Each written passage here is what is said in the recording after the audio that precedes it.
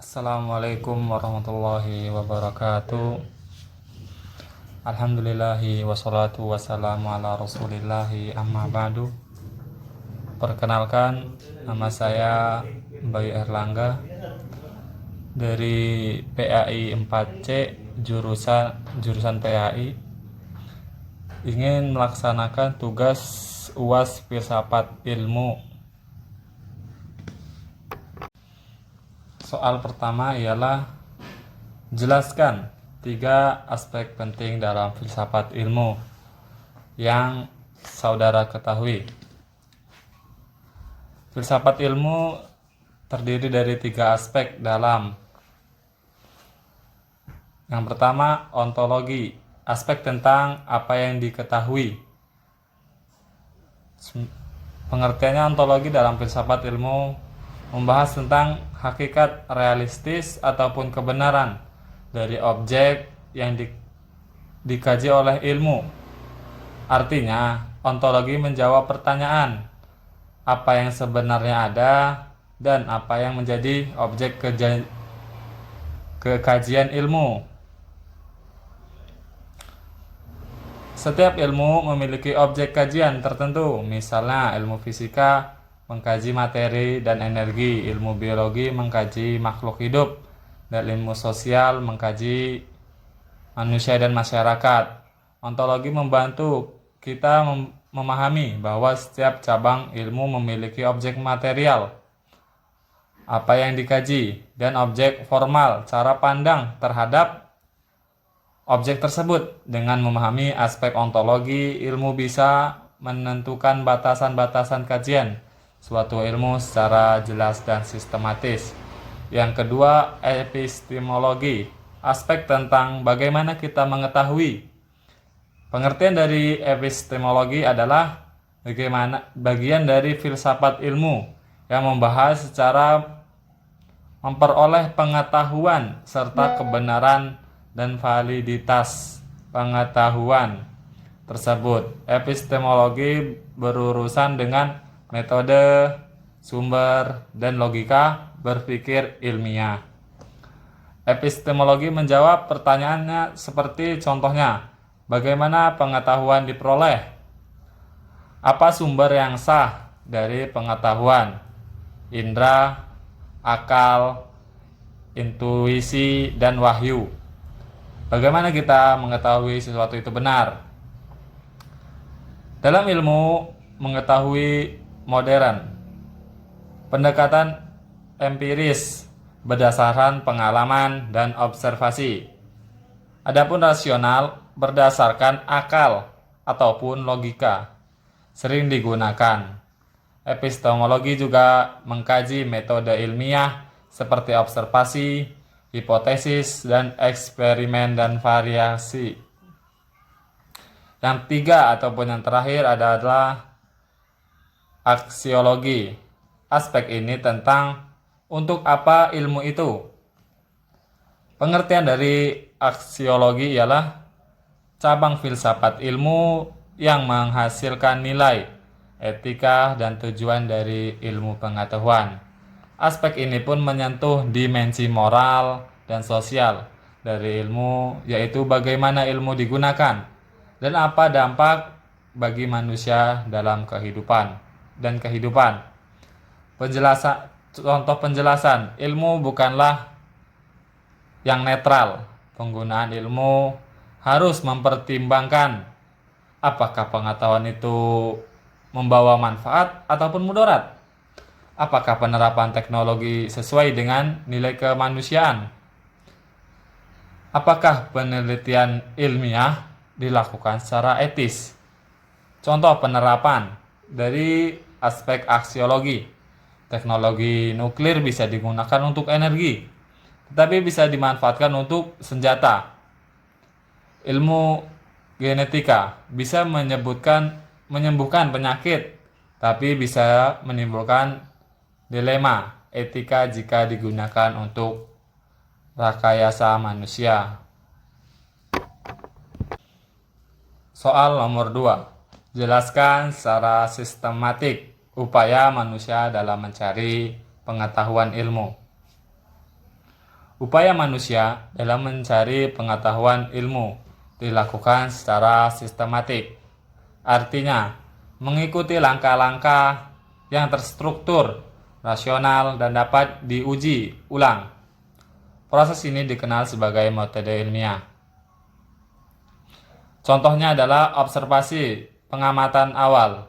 Manusia memulai pencarian pengetahuan dengan mengamati fenomena yang terjadi di lingkungan sekitarnya. Observasi ini bersifat langsung ataupun menggunakan alat bantu.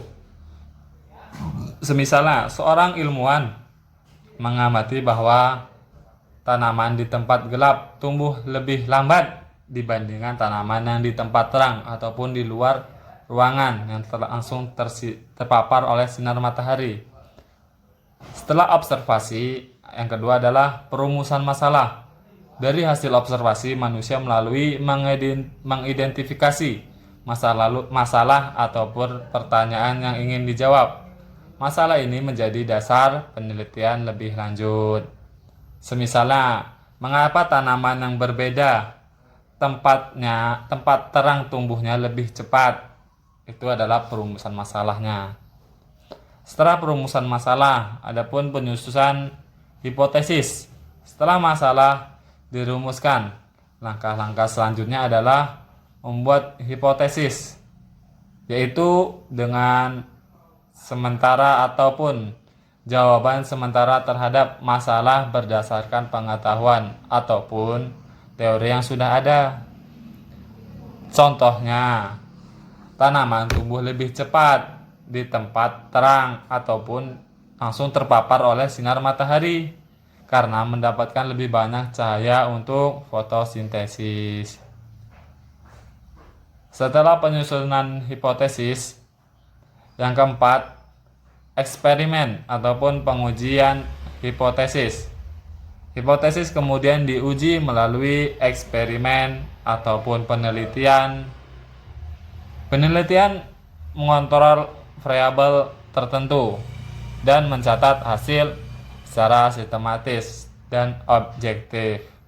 Semisalnya, menanam dua kelompok tanaman, satu di tempat terang dan satu lagi di tempat gelap, dan mengamati pertumbuhan selama berapa minggu.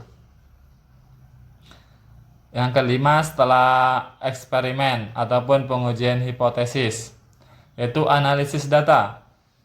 Setelah eksperimen dilakukan, data yang diperoleh dianalisis secara kuantitatif maupun kualitatif. Analisis ini bertujuan untuk mengetahui apa hasilnya, mendukung hipotesis ataupun tidak. Contoh, pengukuran tinggi tanaman, jumlah daun dan warna daun, kemudian dihitung dan dibandingkan di antara tempat yang ditanam di tempat gelap dan di tempat terang. Setelah analis data, penarikan kesimpulan berdasarkan hasil analisis peneliti menarik kesimpulan apakah hipotesis terbukti benar ataupun tidak. Jika hipotesis terbukti salah, perlu dibuat hipotesis baru dan dilakukan pengujian ulang. Contoh, jika misalnya tanaman di tempat terang memang tumbuh lebih cepat. Contoh, jika tanaman di tempat terang memang tumbuh lebih cepat, maka hipotesis diterima. Dan yang ketujuh, publikasi dan verifikasi. Setelah memperoleh kesimpulan, hasil penelitian biasanya dipublikasikan agar dapat diuji, dikritisi, atau diperkuat oleh ilmuwan lain. Ini adalah bagaimana penting dari proses ilmiah, verifikasi, dan refleksi. Contoh penelitian menerbitkan hasil eksperimen di jurnal ilmiah, dan penelitian lain mencoba mengulang eksperimen untuk melihat apakah hasilnya konsisten. Yang ke-8 ataupun yang terakhir, pengembangan teori ataupun hukum. Jika hasil eksperimen dapat diuji berulang kali dengan hasil yang konsisten, maka hasil tersebut dapat digunakan untuk menyusun teori atau bahkan bukan ilmiah yang berlaku umum. Yang ketiga ialah syarat pengetahuan dapat dikatakan ilmiah. Beberapa saran dalam merupakan pengetahuan ilmiah dalam dan tulis syarat pengetahuan dapat dikatakan ilmiah. Beberapa sarana dalam upaya pengetahuan ilmiah dan beberapa khas pengetahuan ilmiah. Yang pertama, syarat pengetahuan dikatakan ilmiah.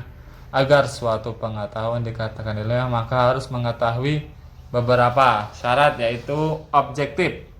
Pengetahuan ilmiah harus berdasarkan fakta nyata, bukan pendapat pribadi, kepercayaan, ataupun perasaan.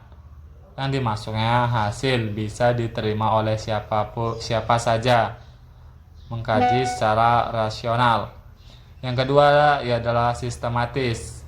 Pengetahuan ilmiah disusun secara struktur, logis, dan runtun, sehingga memudahkan untuk dipelajari, diuji, dan dikembangkan. Rasional. Yang ketiga rasional. Pengetahuan ilmiah harus masuk akal, dapat dijelaskan dengan akal sehat. Setiap kesimpulan harus bisa ditelusuri secara logis dari premis yang ada. Empiris. Yang keempat, empiris. Pengetahuan ilmiah diperoleh melalui pengamatan dan pengalaman nyata, observasi, eksperimen, bukan hanya berdasarkan spekulatif semata.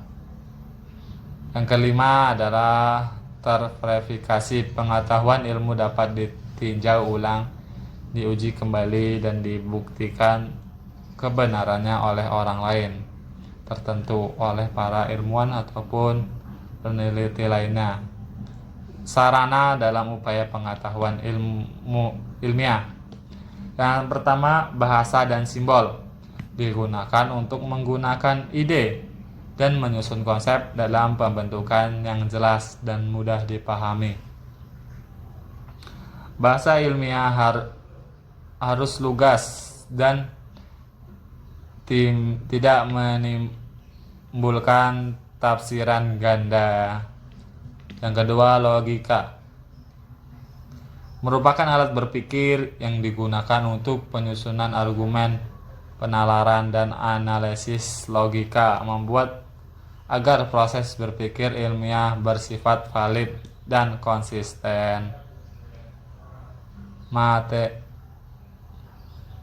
Matematika digunakan untuk mengukur ataupun menghitung, menganalisis data, serta mengekspresikan hubungan antara variabel secara kuantitatif. Alat teknologi dan laboratorium berfungsi untuk mendukung observasi dan eksperimen. Alat teknologi dan laboratorium berfungsi untuk mendukung observasi dan eksperimen, memperjelas fenomena yang tidak bisa diamati langsung oleh panca indera. Metode ilmiah merupakan langkah-langkah sistematis yang digunakan dalam memperoleh pengetahuan, seperti observasi, penelusuran masalah, hipotesis, eksperimen, analisis data, dan kesimpulan. Khas pengetahuan ilmiah: ilmu alam, ilmu sosial, ilmu terapan, ilmu formal, ilmu homoniral, dan yang lain-lain. Soal nomor 4. Menurut Anda bagaimana sebaiknya ilmu dikembangkan? Apakah ilmu dikembangkan bebas nilai? Ataukah ilmu dikembangkan terkait dengan nilai? Kemukakan argumen saudara. Menurut saya, ilmu sebaiknya dikembangkan dengan tetap terikat pada nilai-nilai bukan dikembangkan secara bebas. Nilai meskipun ilmu menekankan pada keobjektifan, rasionalitas dan fakta empiris. Pengembangan ilmu tidak bisa dilepaskan dari pertimbangan etika, moral, kemanusiaan, dan nilai sosial. Adapun argumen saya, ilmu tanpa nilai bisa menjadi tidak manusiawi. Jika ilmu dikembangkan secara bebas nilai, maka ilmu hanya akan menjadi alat tanpa arah. Ilmu bisa digunakan untuk hal-hal yang merugikan manusia ataupun melanggar etika.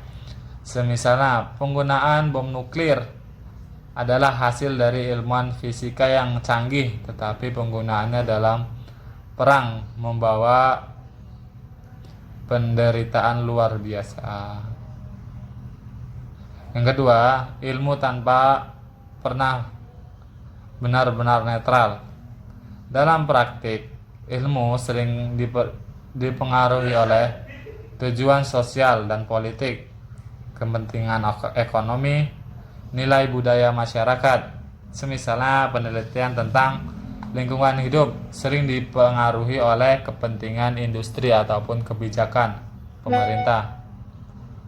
Maka dari itu, mengambil nilai-nilai dalam justru bisa menutupi bisa yang sungguh sudah ada. Yang ketiga, pengembangan ilmu harus bertanggung jawab. Setiap ilmu yang dikembangkan akan berdampak pada kehidupan manusia. Karena itu ilmuwan memiliki tanggung jawab moral dan sosial terhadap apa yang teliti dan hasilkan. Ilmu yang bertanggung jawab adalah ilmu yang tidak hanya mencari kebenaran tapi juga keadilan. Tidak hanya menemukan rasa ingin tahu, tapi juga mempertimbangkan akibatnya terhadap masyarakat lingkungan. Nilai membimbing arah ilmu. Nilai-nilai seperti keadilan, kesejahteraan, kejujuran, dan kelestarian lingkungan bisa menjadi kompas dalam pengembangan ilmu. Nilai melalui kita menjawab. Seperti ilmu seperti apa yang sebaiknya dikembangkan. Nomor 5 ataupun nomor terakhir. Dari aspek metodologi, apa perbedaan pendekatan kuantitatif dengan kualitatif dan bagaimana kontribusinya terhadap pengembangan ilmu? Perbedaan dari aspek metodologi. Pendekatan kuantitatif bertujuan untuk mengukur dan menguji hubungan antar verbal secara statistik. Adapun kualitatif tujuannya ialah memahami makna fenomena ataupun perilaku secara mendalam. Adapun perbedaan sifat ataupun sifat data. Kalau kuantitatif ialah berkaitan dengan angka. Adapun kualitatif dideskripsikan kata-kata ataupun narasi. Adapun dari instrumen penelitian, quotient ataupun kuantitatif ialah survei, tes statistik. Adapun kualitatif ialah wawancara mendalam ataupun observasi, dokumentasi. Kuantitatif, cara pengumpulan datanya dengan struktur dan buku. Adapun kualitatif dengan tidak struktur dan fleksibel. Analisis data dari kuantitatif menggunakan statistik, deskripsi, dan inferensial. Adapun kualitatif, analisis naratif dan interpretatif. Hasil dari kuantitatif, generasi dari generalisasi dari sampel ke populasi. Yang kualitatif, pemahaman mendalam konteks tertentu. Kontribusi terhadap pengembangan ilmu pengetahuan. Pendekatan kuantitatif menghasilkan data yang terukur dan teruji secara sistematik sehingga cocok membangun teori umum dan menguji hipotesis. Banyak digunakan dalam ilmu alam, psikologi, eksperimental, ekonomi, pendidikan, dan sebagainya. Kontribusi penting membangun, mementahkan hubungan antarivable, membiarkan hasil bisa digeneral ke publik yang luas. Adapun pendekatan kualitatif menghasilkan pemahaman yang kaya, mendalam, dan kontekstual khususnya terhadap perilaku manusia, budaya, pengalaman objek subjektif, dan makna sosial. Kedudukan saling melengkapi dalam pengembangan ilmu pengetahuan, baik pendekatan kuantitatif maupun kualitatif tidak saling bertentangan, justru saling melengkapi. Banyak penelitian menggunakan metode campur, yaitu menggabungkan kedua pendekatan untuk mendapatkan hasil yang lebih komparatif dan mendalam. Mungkin sekian dari saya. Jikalau ada kata-kata saya yang salah, mohon dimaafkan. Wassalamualaikum warahmatullahi wabarakatuh.